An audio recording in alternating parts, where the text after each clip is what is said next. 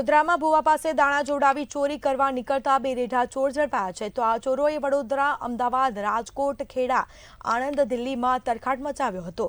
તેઓ રિક્ષામાં પેસેન્જર તરીકે બેસી અન્ય પેસેન્જર પાસેથી રોકડ અને દાગીના ચોરી કરતા હતા અને રિક્ષાનો નંબર કોઈ જોઈ ન જાય તે માટે રિક્ષાની નંબર પ્લેટ પર ફૂલો રાખતા હતા. તો આ ઝડપાયેલા આરોપીઓ મોટેભાગે સિનિયર સિટીઝન મહિલાઓને નિશાન બનાવતા હતા. ત્યારે પોલીસે બે આરોપીની ધરપકડ કરી છે અને 6 જેટલા લોકોને વોન્ટેડ જાહેર કર્યા છે.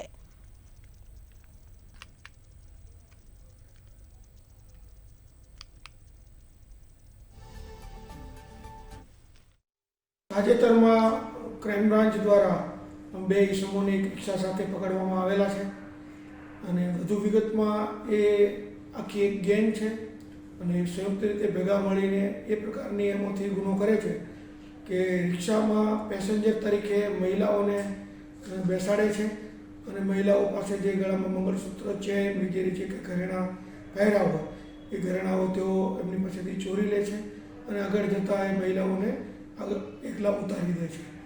આ પ્રકારના ગુનાઓ કરતી એક સક્રિય ટોળકી ઘણા સમયથી બરોડામાં કામ કરતી હોય એના અનુસંધાને ક્રાઇમ બ્રાન્ચની એક ટીમ આની પાછળ લાગેલી હતી અને ગઈકાલે એમાં અમને